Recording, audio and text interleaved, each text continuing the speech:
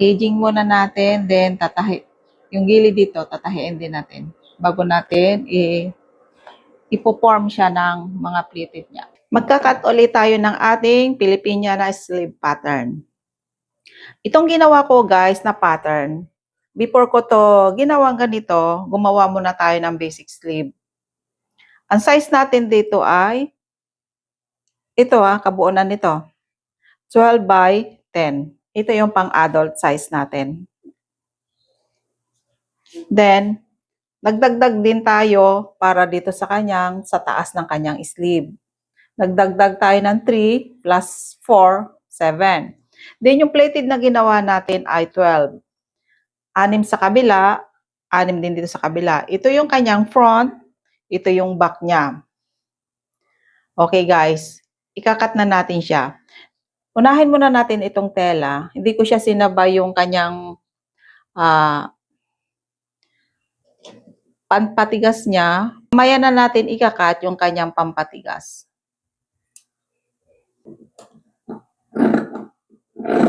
Pag gumagawa ako ng pattern guys, talagang gumagawa muna tayo ng basic pattern. Kumbaga kanya-kanyang design naman yan ng bawat mananahi. Sa akin kasi guys, mas importante sa akin yung front at saka yung back ng sleeve. Para yung pagkakasuot niya ng Filipiniana sleeve, maganda yung forma. Hindi nakatabingi na minsan hinahatak-hatak ng kamay. Para yung forma ng kanyang tayo ng sleeve, maganda yung bagsak. Napaka-importante kasi sa akin guys yung front. Sa bagay, kanya-kanyang design naman yan ng mga mananahi kung saan sila komportable. Kaya importante sa akin yung front at saka back sa ating Filipiniana. Ganun ako gumawa ng Filipiniana guys. Para yung pleats niya, yung pleated na tinatawag, hindi siya parang hinahatak-hatak. Mayroon kasi ako nakikita minsan nagsusuot ng Filipiniana.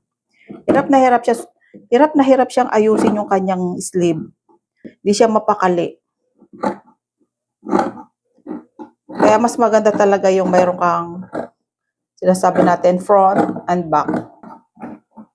Madulas itong tela natin kaya hindi natin sinabay yung kanyang lining at saka yung kanyang pampatigas. Okay. Yan, nagupit na natin guys. Lilipat na lang natin yung ibang marking dito. Ito na yung ating tela. Ganyan siya kadulas. Kaya hindi natin sinabay yung kanyang pampatigas. Sunod na natin itong lining. Itong lining na ginamit ko guys, yung mga gown ko na for alteration ko, ginagawa natin siya ng ibang design.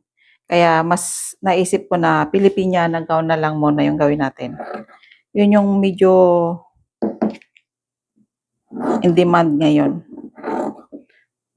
Para magamit pa natin ng maayos yung mga old gown natin.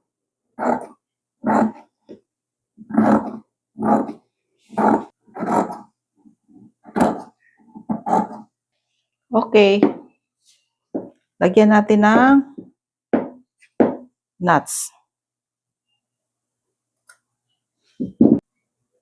Next guys, ikakat natin itong interfacing niya. Yung iba ang tawag nila dito ay backram. Backram ang tawag ko dito guys eh. Ito yung matigas ito siya. Para siyang medyo hindi ko maintindihan kung parang plastic ito. Pero hindi siya tela guys pampatigas talaga ito. Ginagamit ito talaga sa mga Filipiniana sleeve. Yung tinatawag nilang kamaso, parang knit din yon pero hindi siya gaanong matigas. Hindi katulad nito matigas. Ang per yard nito ay minsan ay 180, 200 ang per yard nito. Ito siya guys. Maganda siyang gamitin sa Filipiniana. Gawa nung talagang tayong-tayo yung sleeve. Ito yung gagamitin natin ngayon.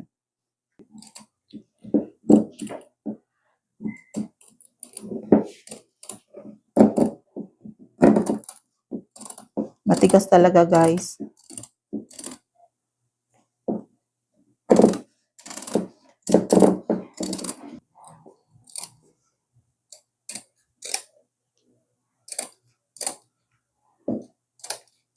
Yan. Separate mo yung pagkakat nito. Yan, okay. Tapos na yung ating cutting sa ating Filipiniana sleeve. Okay guys, ayusin natin na ngayon yung pagkakasunod-sunod ng ating itatahi. Ito guys, yung front natin, nilagyan natin ng front. Kailangan hindi tayo magkamali sa ating front. Paghiwalayin muna natin. Saka natin ipapaibabaw yung lining. Yan, nasa gitna yung interfacing natin, yung ating backram. Bahala na dyan, backram ang tawag ko dyan guys. Ewan ko sa iba kung anong tawag nila dyan.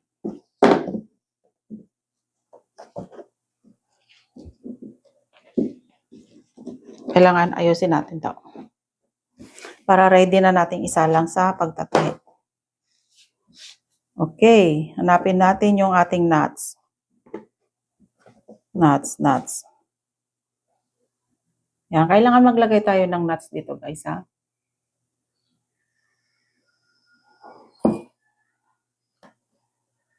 Importante yan, maglalagay tayo ng nuts.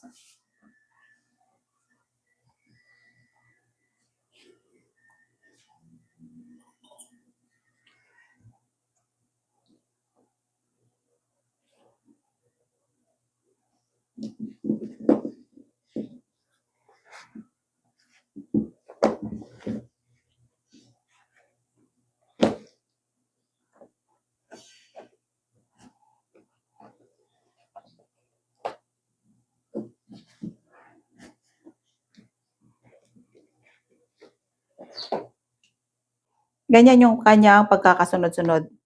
Interfacing yung ating backram, tela na labas, lining. Okay guys, ready na ito for tahi. Nakakatakot yung pin natin guys. Hindi naman natin malagyan to ng clipping, ilid lang. Kaya ano choice tayo kundi pin.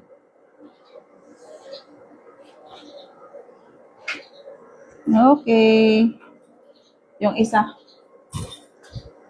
Kaya na natin patapos i-overlap na natin.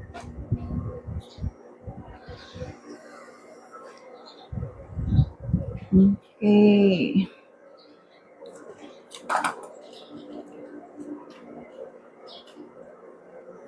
Itong makina ko na ito guys, matagal na to eh. Tingin ko ay nasa 29 years na to. Wala, grabe. Ni-remodel ko na lang ito guys eh. Pininturahan ko na lang. Kailangan pantay yung ating tahi. Matigas kasi guys eh. Nalaban.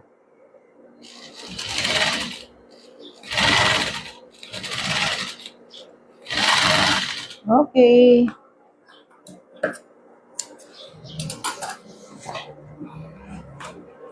Guys. Yung tinahi natin.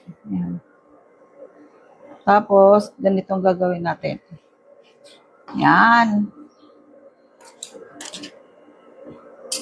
Ngayon, busisi talaga gumawa guys ng Filipiniana sa totoo lang. Filipiniana sleeve. Napakabusisi. Ngayon, aayusin na natin ito. Aging muna natin, then tatahi. Yung gilid dito, tatahiin din natin. Bago natin ipo-form siya ng mga pleated niya.